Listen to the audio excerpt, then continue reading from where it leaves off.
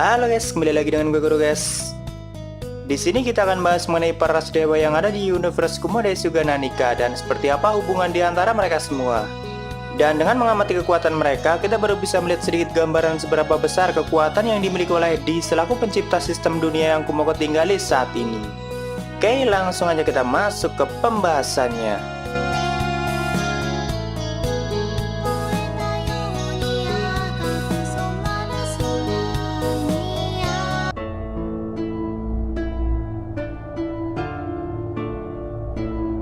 Anggap aja ini adalah pelengkap arc masa lalu yang sebelumnya gue singgung di pembahasan Potimas, sekaligus menceritakan masa lalu para karakter tertua yang sudah ada sebelum sistem diciptakan, seperti Fuduwai, Gulie, Sariel, dan para dewa yang ada di alam semesta.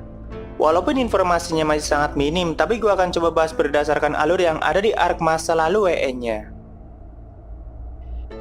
Di universe Kumodesuga ada 3 ras dewa yang sudah diceritakan sejauh ini, yaitu ras naga sejati, titan atau raksasa, dan serapim atau malaikat.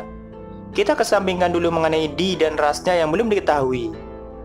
Dikatakan kalau ras titan adalah ras dewa tertua, tapi mereka belum pernah diperlihatkan sosoknya sejauh ini. Namun mereka memang ada dan mendiami beberapa dunia dan planet di alam semesta. Sedangkan naga sejati adalah ras tertua kedua setelah Titan, tapi naga sejati memiliki harga diri yang sangat tinggi dan selalu mengklaim kalau ras mereka adalah ras tertinggi dari semua dewa. Dan naga sejatilah yang paling mendominasi di alam semesta karena mereka memang kompak dan sering mengambil alih planet-planet yang belum ada dewa di dalamnya. Contohnya seperti dunia yang Kumoko tinggali saat ini, kan di masa lalu memang sudah diincar oleh para naga sejati. Cuma mereka tidak langsung mengambil alih dunia itu karena adanya keberadaan malaikat Sariel. Tapi para naga sejati terbilang gigih dan mau menunggu waktu yang lama untuk mengambil alih sebuah dunia. Karena waktu juga adalah keuntungan bagi mereka. Semenjak terlahir, naga sejati sudah ditakdirkan sebagai dewa seiring berjalannya waktu. Dan semakin lama kekuatan mereka akan semakin besar. Jadi kekuatan mereka ditentukan dari seberapa lama mereka hidup. Sejauh ini kita mengenal Gulia sebagai dewa yang memiliki energi lebih besar dari Shirouri. Tapi sebenarnya Gulia adalah naga sejati termuda yang ditinggalkan oleh rasnya karena lebih memihak Sariel. Jadi para naga sejati di luar sana kekuatannya sangat jauh melampaui Gulia saat ini. Tapi ras malaikat masih jauh lebih kuat dari mereka. Kalau untuk ras Titan mungkin setara atau lebih tinggi dari naga sejati, tapi mereka juga masih di bawah malaikat dalam segi kekuatan. Walaupun para naga sejati mengklaim kalau dirinya adalah ras tertinggi, tapi faktanya serapim seperti Sariel jauh lebih kuat dari mereka.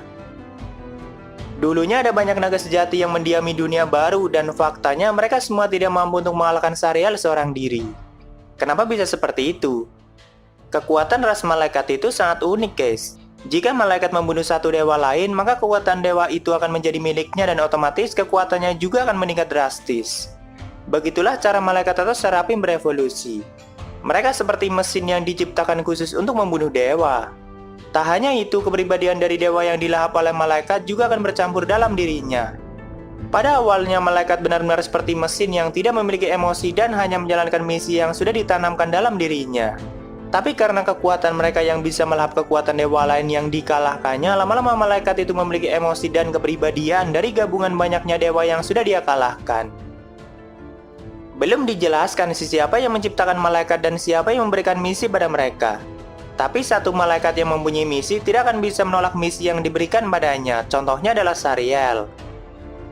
Misi yang tertanam dalam diri Sariel adalah melindungi manusia di dunia baru dan menjaga dunia itu. Tidak ada yang lain dan normalnya, Sariel tidak akan melakukan tindakan apapun yang tidak berhubungan dengan misinya.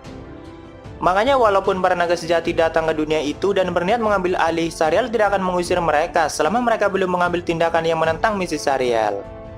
Ya, Sariel itu seperti mesin yang hampir tidak memiliki emosi awalnya. Oke, kita bahas sedikit masa lalu Sariel bersama Gulie dan Fuduwai. Seperti yang gue jelasin di pembahasan Potimas, kalau sebelum dunia baru mengalami kekacauan akibat energi MA, dunia itu dulunya sedang diinvasi oleh para naga sejati dan sedang menunggu waktu untuk mengalahkan Sariel yang menjadi pelindung utama dunia baru. Tapi faktanya mereka tidak mampu. Para naga sejati hidup di tempat-tempat tertentu yang jauh dari jangkauan manusia, sedangkan manusia juga cenderung menjauh dan tidak berani mengusik mereka. Jadi seperti ada batasan di antara mereka. Sedangkan Sariel lebih memilih hidup di tengah manusia dan berusaha membantu kesulitan yang mereka alami, tapi Sariel jarang sekali menggunakan kekuatan dewanya kecuali untuk bertarung. Di masa itu, Sariel dan Foodway mempunyai organisasi besar yang bernama Sariel Society, dan melalui organisasi itulah Sariel membantu orang-orang yang mengalami kesulitan apapun. Selama Sariel bisa membantu mereka, maka dia akan membantunya. Cuma cara Sariel membantu itu tidak sepenuhnya menggunakan kekuatan dewanya, guys. Jadi lebih ke pelayanan masyarakat seperti rumah sakit, pantai asuhan, dana, makanan, dan sebagainya. Dan hampir semua fasilitas itu Foodway lah yang mendanai dan mengurusnya. Jadi walaupun Sariel memiliki kekuatan besar, tapi dia jarang menggunakannya kecuali di kondisi tertentu yang berhubungan dengan misinya. Dia masih seperti mesin yang hanya menjalankan misinya dan hanya punya sedikit emosi. Misi utama Sariel itu cuma melindungi manusia tidak untuk terlibat dengan kehidupan mereka. Jadi keinginan dan rasa sayang pada manusia itu adalah kelebihan Sariel sebagai malaikat, tapi juga dianggap malaikat tersesat. Karena tidak seharusnya Serapim seperti Sariel memiliki emosi yang berlebih terhadap manusia. Itu sudah dianggap menyimpang bagi malaikat pada umumnya. Seiring berjalannya waktu, Foodway yang begitu memperhatikan Sariel mulai menua dan mulai mengkhawatirkan kondisi hati Sariel ke depannya. Karena selama ini hanya Foodway yang selalu mendampingi Sariel, dan itu pun Foodway masih belum bisa menjangkau hati Sariel dan mengarahkan emosinya. Sariel masih cenderung bergerak berdasarkan misinya daripada keinginan hatinya sendiri. Ibaratnya dia seperti mesin yang memiliki hati yang sangat tulus tapi susah untuk mengekspresikan emosinya. Di waktu itulah Gulia muda akhirnya bertemu dengan Sariel, dan tidak butuh waktu lama Gulia langsung mengagumi sosok Sariel dan terus mengikutinya sampai Gulia benar-benar bucin pada Sariel. Melihat itu, Foodway juga sangat senang karena akhirnya ada orang yang benar-benar memperhatikan Sariel, dan orang itu tidak akan punya batasan terhadap waktu. Karena Gulia dan Sariel adalah dewa, tidak seperti Foodway yang mempunyai batasan umur sebagai manusia. Sebelum diubah menjadi vampir sama Potimas sih. Lama-kelamaan dunia baru mulai mengalami kekacauan yang luar biasa akibat ulah Potimas. Dan di waktu itulah Ariel kecil dan anak-anak lain mulai ditemukan oleh Sariel dan dirawat seperti anaknya sendiri. Dan emosi yang ada di dalam diri Sariel juga semakin berkembang karena banyak orang-orang di sekitarnya yang menyayanginya. Tapi tak lama kemudian, para naga sejati mulai bergerak dan mulai melakukan penyerangan di berbagai belahan dunia. Akibatnya, Sariel seorang diri harus menghadapi mereka dan berhasil membunuh beberapa dari mereka. Tapi sisanya lebih memilih kabur dengan merampok semua energi MA yang ada di dunia itu. Dengan hilangnya energi MA, dunia itu hanya tinggal menunggu kehancuran total.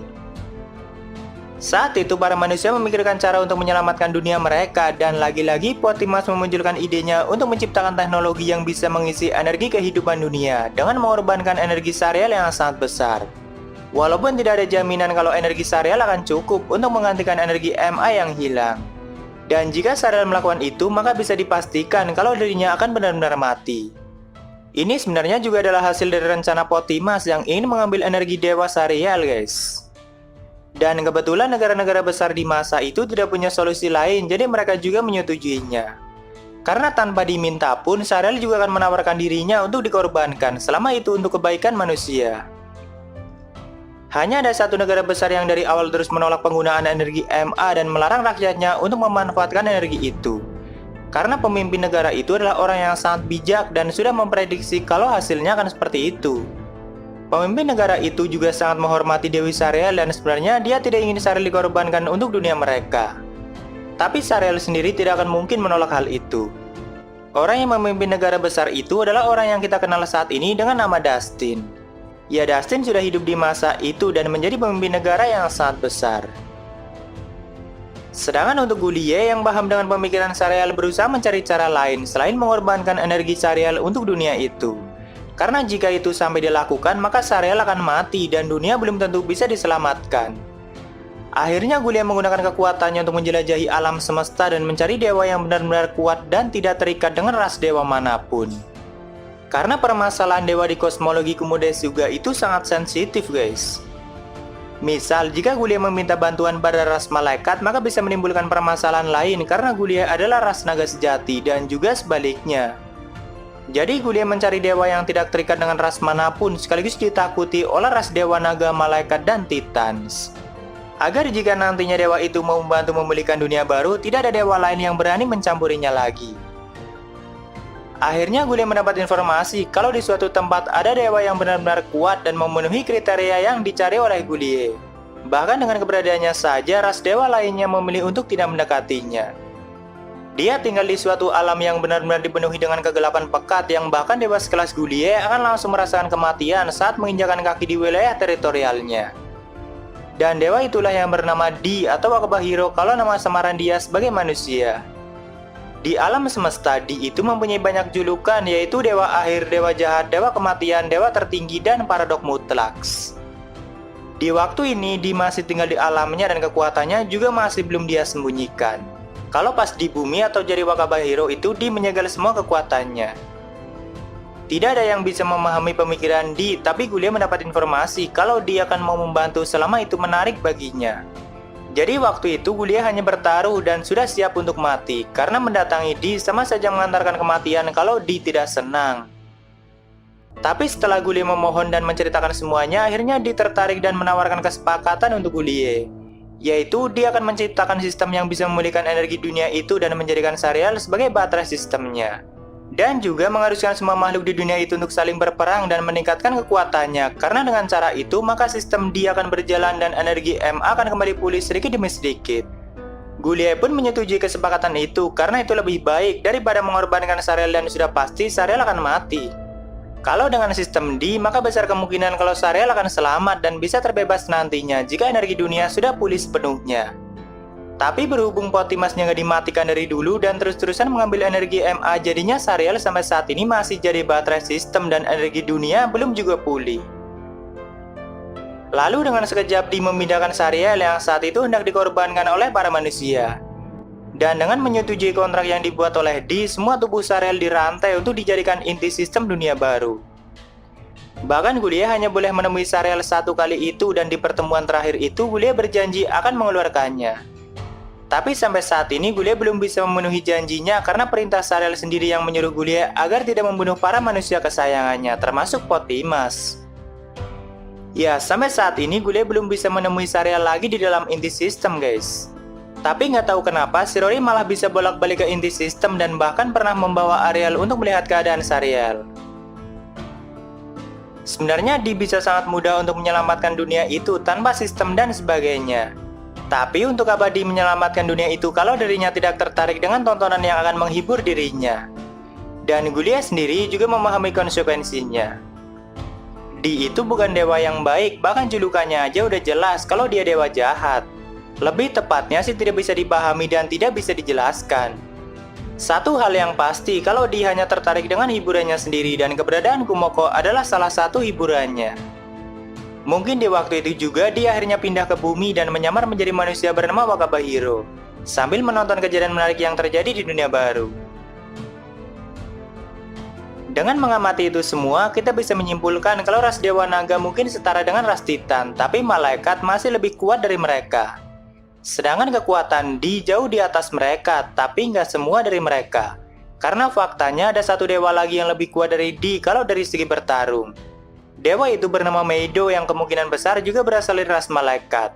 Karena Meido pernah berkata kalau dia bisa melahap energi dewa yang sudah dia kalahkan. Sama persis dengan cara evolusi ras malaikat. Shirori pernah bertemu sekali dengan Meido di rumah Wakaba Hero pada saat Meido menyebut Di. Karena selama Di bolos ke bumi, Meido lah yang selalu mengerjakan tugas Di alam bawah. Dan jika dewa sekelas Di dan Meido aja masih punya tugas di dunia bawah, berarti masih ada entitas yang jauh melebihi mereka yang membuat Di dan Meido harus bertugas. Nggak pernah dijelasin apa tugas mereka, guys, mungkin berhubungan dengan julukannya. Oh iya, penampilan Meido itu seperti wanita yang menggunakan pakaian pelayan kalau kata Shirori. Lalu bagaimana kekuatan Shirori kalau dibandingkan mereka semua? Jelas masih jauh banget dari kekuatan mereka karena Gulie yang terlemah aja masih belum bisa dikalahkan oleh Shirori. Ya, soalnya Shirori belum lama menjadi dewa dan belum bisa diklarifikasikan sebagai ras dewa apa. Mungkin sama dengan Dizzy yang nggak punya ras. Tambahan sedikit mengenai Fudue, mantan asisten Sariel di masa itu. Jadi Fudue adalah korban dari eksperimen vampir yang dibuat oleh Potimas. Tapi Fudue berhasil mempertahankan kesadarannya dan mendapat kekuatan vampir. Lalu setelah sistem D berjalan, Fudue ikut berkembang menjadi vampir yang cukup kuat dan menciptakan pasukan vampir yang sangat banyak untuk memulai perang besar agar energi Emma cepat terisi dan kebebasan Sariel bisa lebih cepat. Cuma Fudue memiliki kekuatan yang sangat besar saat itu dan mendapat gelar sebagai Raja Iblis pertama. Di waktu itulah Sariel menciptakan gelar pahlawan untuk mengimbangi kekuatan Foodway yang terlalu besar. Tapi seperti yang kalian tahu, kalau gelar pahlawan memang sangat curang untuk Raja Iblis, dan alhasil Foodway harus kalah di masa itu dan semua vampir keturunan dia juga dibantai semua sampai tak tersisa. Jadi tidak ada lagi vampir semenjak masa itu dan hanya dikenal sebagai makhluk mitologi. Sampai kelahiran Sophia di masa ini dan menjadi nenek moyang vampir yang baru dan lebih sempurna pastinya karena dia langsung yang menciptakannya.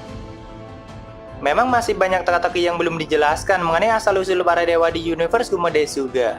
Baru sejauh itu aja yang sudah diceritakan di arc masa lalu WE-nya. Mungkin nanti bakalan dilanjut kalau Shirori udah semakin berkembang dan menjelajahi alam para dewa untuk menyusul di ke dunianya. Karena Shirori sendiri sangat mengagumi sosok Di dan ingin ikut dengannya. Semua pembahasan ini hampir keseluruhan kita bahas berdasarkan arc masa lalu yang ada di WE-nya dan belum dimunculin di light novelnya. Oke, mungkin segitu aja untuk pembahasan kali ini. Jika ada kesalahan, gue minta maaf atau kalian bisa koreksi aja di bawah. Like jika kalian suka dengan pembahasan ini dan dislike jika tidak suka tidak apa-apa. Thank you yang udah mampir. Sampai ketemu di video selanjutnya. Salam guru guys.